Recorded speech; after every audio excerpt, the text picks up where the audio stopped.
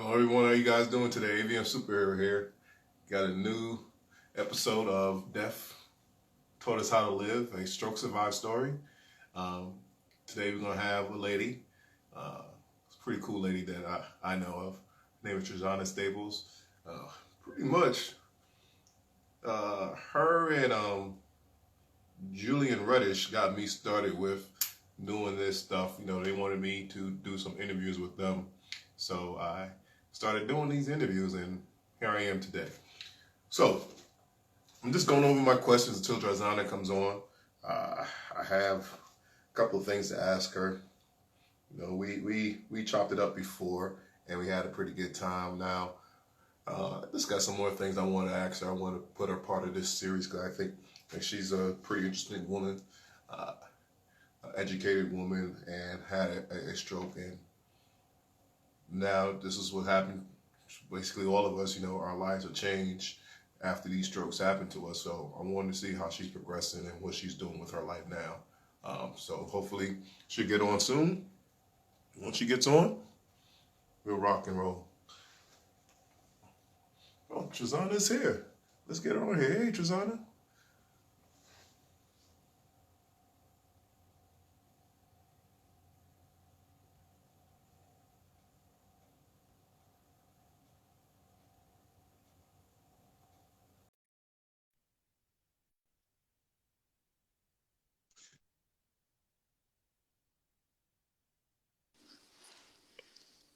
Trazana, how you doing? I'm fine. Hey, superhero. How are you?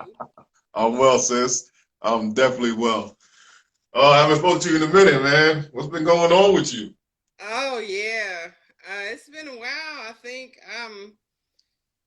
I just had the same conversation with someone earlier. Uh Yeah? Time just, I don't keep track of dates and times anymore. I don't have to. Right, me either. Me either. Me either. And Well, first of all, let me introduce you to everybody. I am talking with Trazana Staples.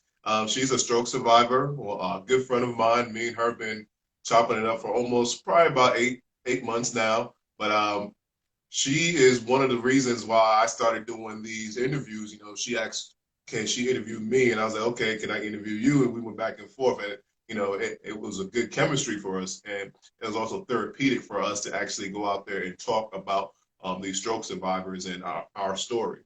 Trazana, welcome to Deaf Taught Us How to Live. How you doing?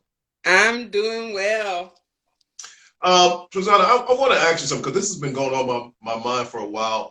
I know there's a couple of people out there that's trying to unify us. I don't know if you know Pierre, Hi Pierre 2.0. He's been talking about how he can make these hashtags for people to be unified in the stroke survivor community. Oh, before I even go any further, I got to turn on my diffuser so I can get my peppermint smell. I'm sorry about that. But question I have for you, Trazana. When you first had your stroke, did you find it difficult to find people in the stroke survivor community, or was you all by yourself? What happened with you? What was your Uh story? yeah, it was difficult. Um when I look back, because it's been 3 years, over 3 years now, and there were no resources. And literally, I can, hear and understand, but I couldn't get the words out. When you first had the stroke, when I first had my stroke, everything was sort of fuzzy. But when I got out of the hospital, I was trying to know more about a stroke because I didn't know much. Like I know that my grandmother had a stroke, but apparently the family didn't know much about stroke or stroke recovery. And the medical staff from the hospital and my doctors had very vague information. And I wanted to seek people who have been through a stroke, what to do, what to look forward to, what's the recovery time. Because I really thought I was going to walk out of the hospital and go back to my life. I did too. I did too. And nobody told me otherwise. I had to Right. find out slowly. But right before I was discharged, my psychologist gave me a pamphlet to reach her, and when I first went to see her outside of the hospital, it was like 6 months later, she connected me to the stroke support group at the Drake Center, where I go for most of my where I went to for most of my rehab. And because I have aphasia, my aphasia is progressive, meaning that now I can talk and people can understand me. But at first it wasn't like that. But when I went to the first support group, nobody in the support group looked like me. And I'm What do you like, mean, like you, as your age, or what type of aphasia you have? there What do you were mean by that? no other um, Black stroke survivors. Okay. They were mostly older white men, a few older white women.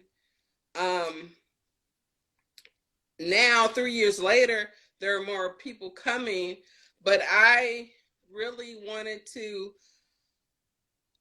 um, open up the world of stroke survivors, because I know there were more Black stroke survivors. We needed to tell our story. And that's how I found you 3 years later, almost 3 years later, 2.5 years later.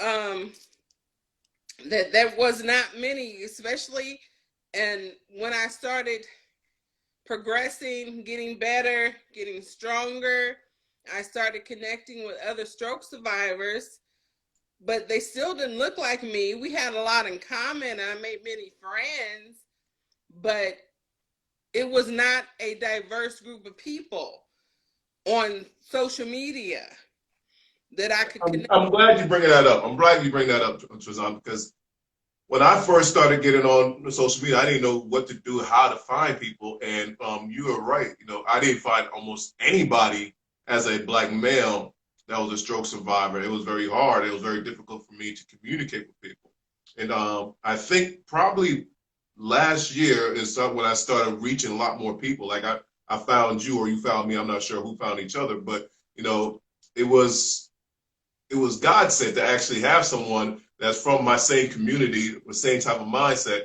that actually understood what's going on with me, and I can communicate with that person. So, you know, that's the reason why I'm doing this stuff here. It's not just for myself. Yeah, I am kind of selfish, but it's not just for myself, but it's for all types of people that in these shells or in these communities that can't reach out to anybody else that can actually talk to one another. It could be people from the Black community or from the white community or the Asian community. It doesn't make a difference as long as that we have a coming together.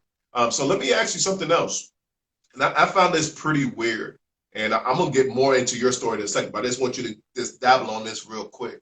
You know, I found it pretty weird as in the stroke survivor community. Like for me, I don't know for you, but for me, everybody that I talk to that is a stroke survivor, I feel like they're my brother or sister instantly, because it's like we have a connection, a bond. It's like there's no other bond that I ever had that everybody that I speak to, like even in the Black community, like every Black person I see, they want to make my brother or sister. No, that's not actually true.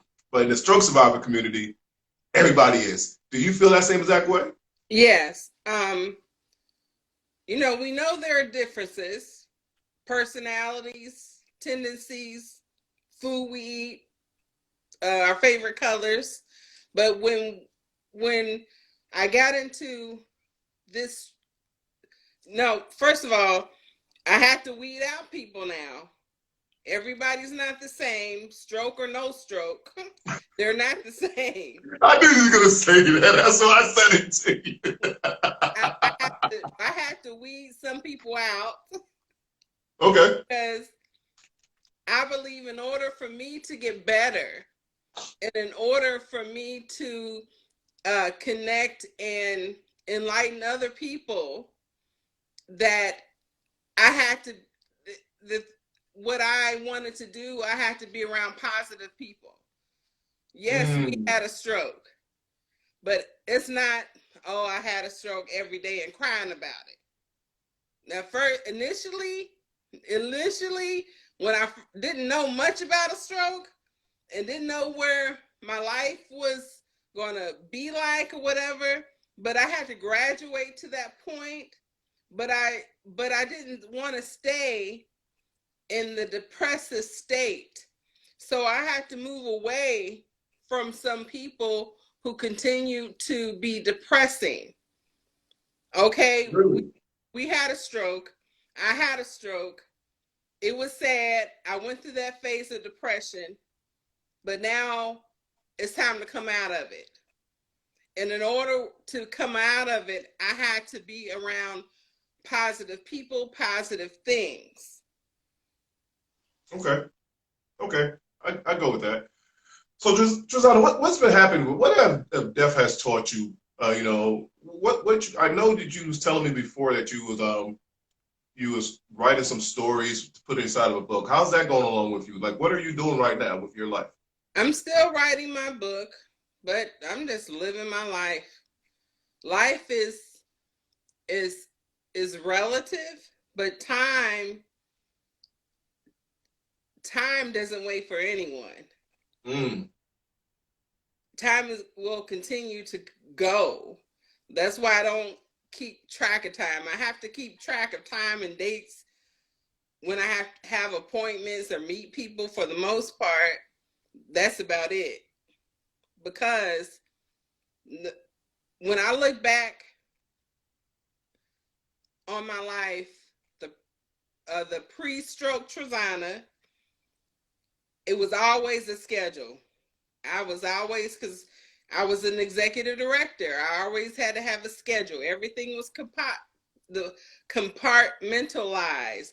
Everything from work to vacation and, everything like that. But now, since I am retired, I can do what I want to do when I want to do it. And my stroke, it was like a rebirth. So the next time my energy transforms, it may be transforming to another source. I might not have another stroke. I might die. So I'm going to enjoy this and not keep track of the time. Just enjoy it. All right. So yeah, you bring up a pretty interesting concept, and I find that people that had these near-death experiences talk like this a lot, and other people don't. And it seems like what you're telling me is that, yeah, you understand what time is, but you're not stressing over time and you're living your life and you're actually fulfilling everything that you wanted to fulfill. For me, when I thought I was going to die, the first thought that came in my head, I was like, oh man, I'm going to really die without truly being in love. Even though I was married at the time, but I'm like, I'm going on my deathbed, I'm about to die, but me and my wife don't really love each other. I'm about to die. But when I come back, if I come back, I'm not wasting any time doing foolish things with foolish, I wouldn't call it foolish, but with foolish things, with just plain foolishness. I'm not going to do that. I'm just going to fulfill what I want to do within my life. So, but what you're saying here is that you are not that detail oriented when it comes to time anymore, because if it flows, it's nice, it's energy, it's powerful, it's positive, you're rocking with it. And that's what you're going to deal with, and you're going to have great experiences. Yeah, because, when I had my stroke, I was in the hospital. Yeah. I told you before, I was in the hospital. I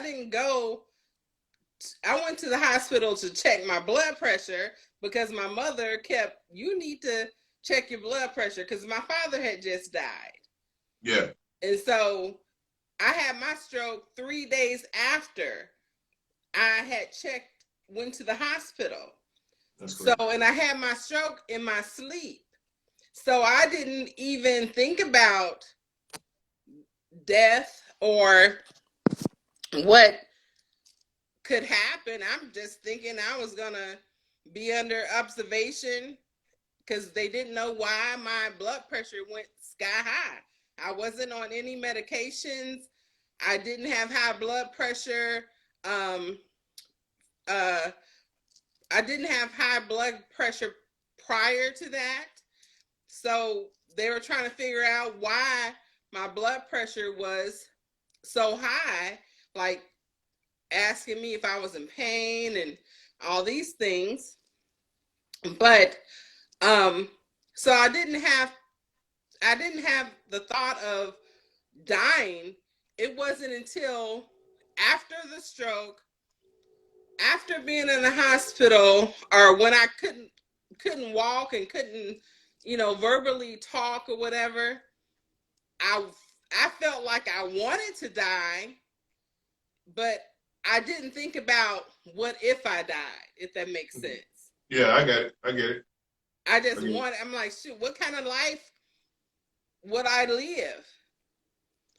But I'm glad you brought that up because I have been getting direct messages about that. Greg, I'm really depressed. I don't know how I'm gonna get past this. Can you ask some of your people that you interview how you get past it? So the question I'm asking you, Trazana, like you said, you didn't like to stay in that negative vibe anymore. What got you into that positive energy, be out of that depression, out of that anxiety state? well, it really it took months actually, and the first conversation I had to get me out of that, because I was in a real low point, because I didn't know what to expect before I connected to other stroke survivors. A friend of mine, his name is Alvin Coleman. He connected me to one of his frat brothers, and a brother of his who he grew up with, who had a stroke.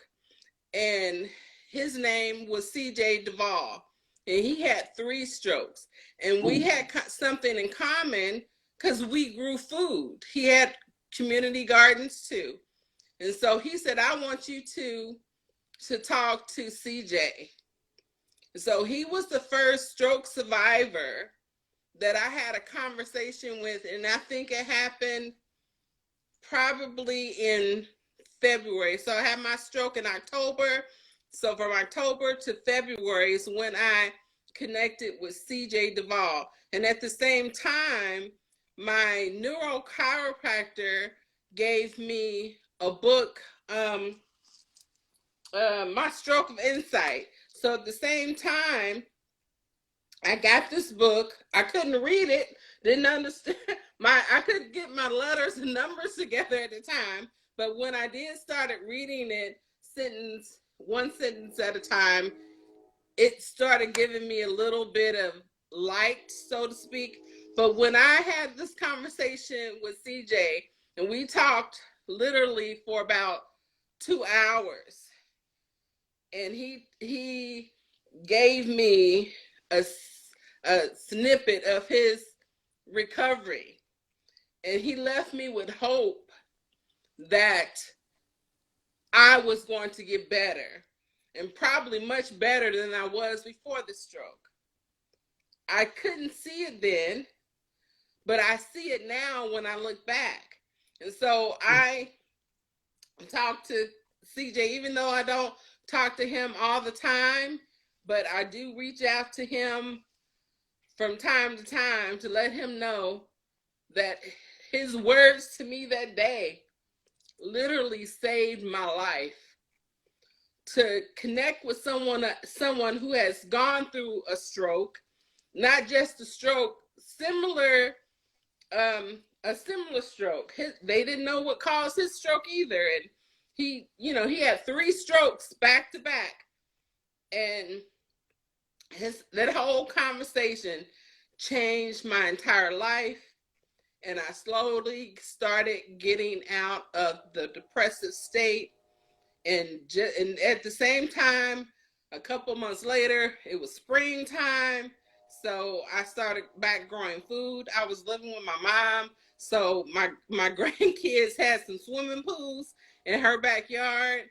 my son brought me some soil, and I started planting seeds, and I started growing food and focusing that energy into the soil. So there's two things I'm getting from you with that. One is when you are in that depressive state as a stroke survivor, most of the time probably you don't want to talk to people because they don't understand what you're talking about. So you found somebody that understood what you was talking about. You didn't have to explain much to them. After you got that little vitamin E or vitamin D, whatever that vitamin that you got from that particular person, you got back to what you like to do, and that Yes. was gardening, and that was actually therapeutic for you as well too. Yes. So basically, what you're telling me is find somebody that understands what you've been through and try to get back to your hobbies, get back to your motivation. Okay? Yes. And somebody who is positive. Yes. Because not all stroke survivors are positive. Some of us still dwell on what we used to be and what happened. To, it's just like anything else, like a garden. You have to weed the garden so the weeds don't take over the garden.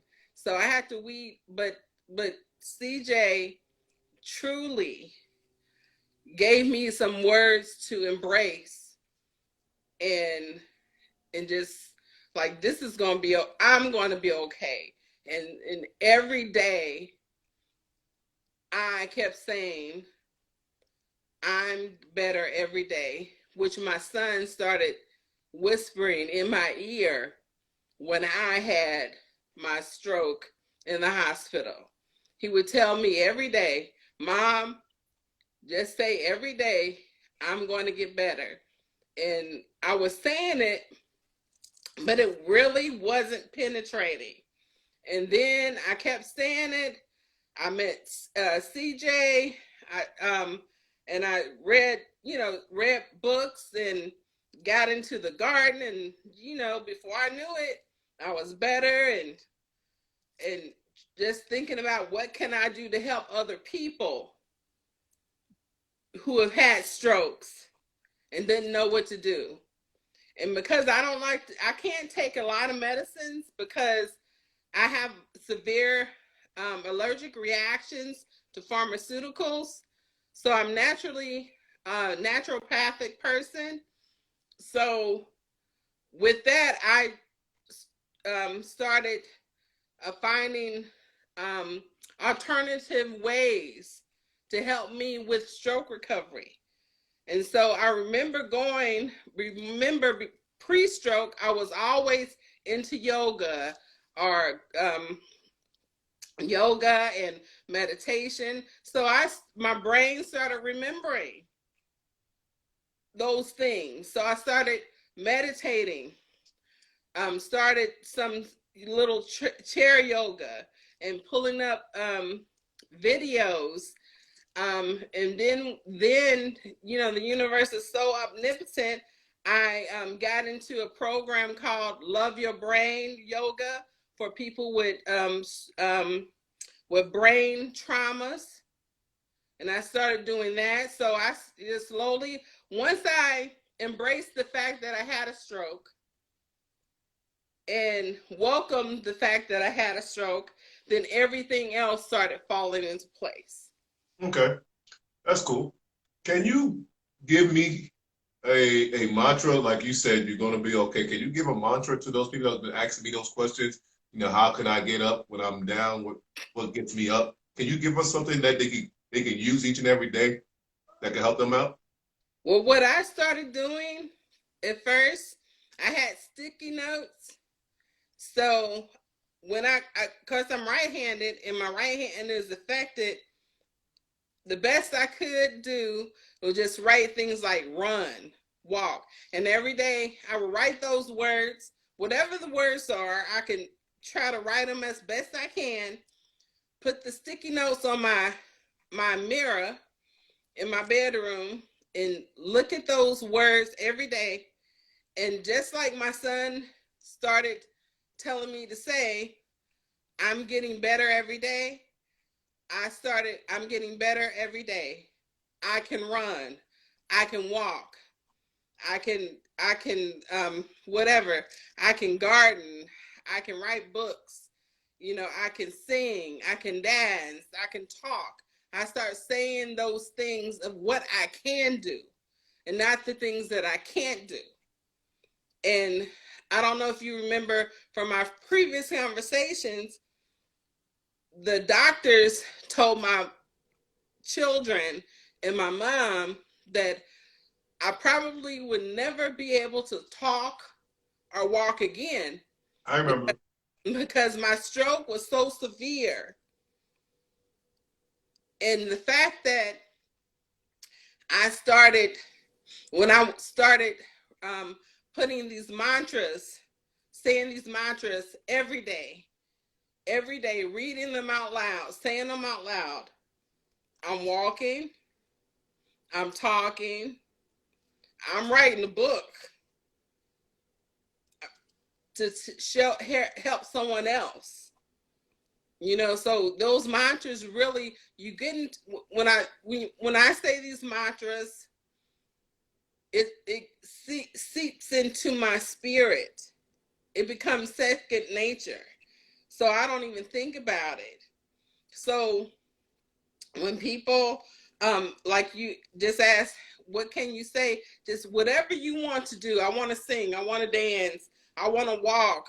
I want to cook my own food or whatever. Just repeat those into a mantras. So a mantra is just it's just an affirmation, and your spirit begins to, because your subconscious doesn't know the difference from your conscious. So when you say it consciously, your subconscious is listening. And if you keep saying it, your subconscious, okay, that's what you want to do. That's what we're going to do. And before Right. you know it, you're talking, you're singing, you're walking, and just know that it's going to get better every day. Okay. That sounds like good advice. I like that. I think that people, after they have their strokes, they don't realize how much is really out there because they're just used to someone taking care of them and not really reaching out to anybody else. But if we reached out, probably would have more resources for us. I don't know. I'm just picking at straws here, but I know when I started reaching out, that's what happened. But Trazana, we're at our 30-minute mark, or we're real close to it. So I want to ask you these questions before we get off of the line. But these questions, I'm gonna ask you. I'm gonna give you about 5 or 6 questions. You have about 30 seconds to answer them. You don't have to use the whole 30 seconds, but I just want you to keep it nice and sweet. And I won't interrupt you until you're completely done. But basically, I want to take these little video bits and actually put it on my YouTube channel. So, are you ready? All righty. Okay, let's go. Question number 1. Uh, do you feel different about life? Yes. Give me more. I do feel a bit different. Before pre-stroke, I always felt different. I thought I was always positive. This stroke let me know how much I can go deeper.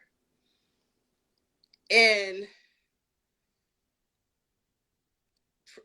post-stroke, I realized that all those things that I obtained, whether they were material things, educational degrees, they don't matter, because the stroke took all that away. That my law degree didn't mean nothing after my stroke.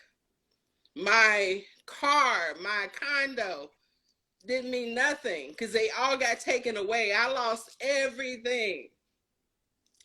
The only thing I had was self. And I had a choice to make. I can love it or I can be damned. And I choose to love. Okay. Question number 2. What is important about life? Breathing and love. Without love, you can't breathe. Without breath, you can't love. And those are the 2 most important things for me is life. Is to breathe and to love. And not vice versa. Okay. Question number 3. What are you trying to accomplish with this new life?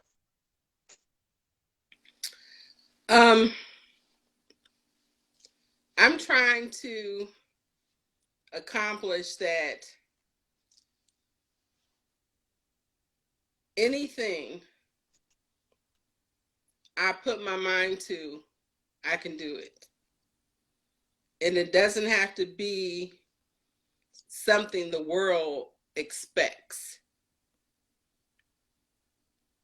My accomplishments is the fact that I get up every morning and I'm thankful for every single breath that I breathe, because tomorrow, the next minute is not promised to nobody.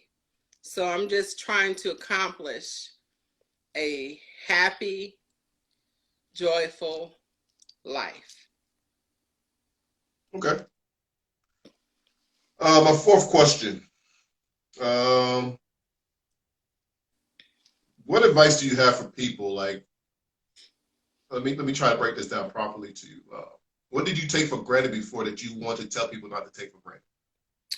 I thought I was going to live forever.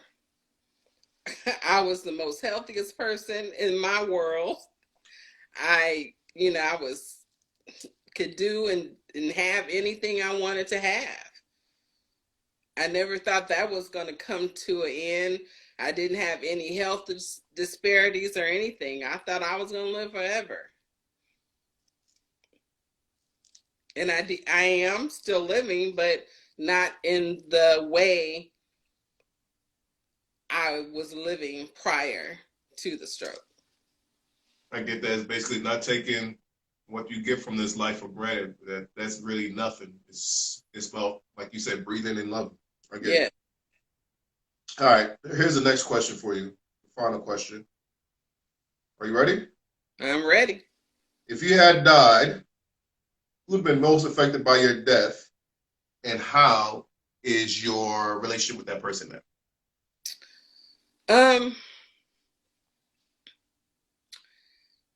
It sounds a little selfish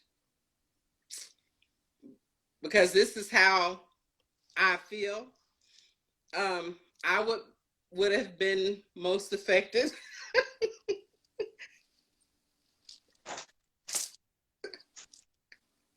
Me, myself, and I. Because I say life is just energy. I'm just a ball of energy wrapped in a human body. When I die, my loved ones, be it friends or family or foe, they may remember. My grandchildren may remember me, but after a while, I'll just be a memory. But the body may be gone, but the energy is still here. Energy doesn't die. Energy just manifests in something else, whether it's like when my dad died, I know I understand death, but every time I smell like if I smell a cigar somewhere and I'm looking around, I remember my grandfather. If somebody says something that a key word that my dad would say, like "Hey, sweetie," or I got something to tell you," or something that he would say, I remember him. So energy just transforms. So my body might be gone, but the energy will still be here. So as I'm building my organization to help other stroke survivors, I want my energy to be manifested to help other people, not just stroke survivors, just people understand what love is, understand how important life is. So until it's over for me in this life, it's my life, my energy. When that time comes, well, it doesn't die. It's just going to transform into something else, if that makes sense. Okay, Trazana, I get exactly what you're saying. All right, thank you for the questions and answers for me. But now we're closing out, so I'll allow you to tell the audience what you want to tell them, give them whatever information you want to give them, and close this out for us, please. Well, thank you, Greg. Well, I just want, first of all, if you see me on the social media, Trazana Staples, my organization that I'm building, Trazana Staples Alternative Stroke Recovery Fund, to help other stroke survivors and their caregivers to understand, and just not stroke survivors, but people to understand what a stroke is. Just because we had a stroke, we're not out of the game. We're still here. We are still valid. Just remember to be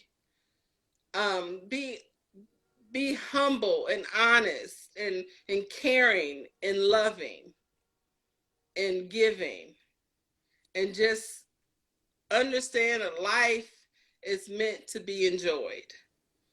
Don't be stressing out over this bad stuff. Turn off the computers, the televisions. Go to out in nature, feed a squirrel or a bird or something, but understand that life is meant to be enjoyed, and enjoy your life. Okay. Thank you, Trazana. It's always a pleasure talking with you. AVM Superhero here. You can find me at AVM_superhero on Instagram, and you can find Trazana Staples at Trazana Staples on Instagram as well. She will talk to you if you want to talk to her. She will direct and message her. She will talk to you all day. She's a great person, great soul, and a lot of great energy.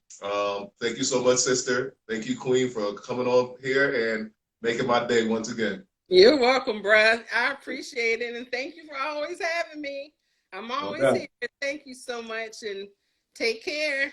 Love you, Queen. Love you too. Peace, love, and light. Peace, love, and light, sister.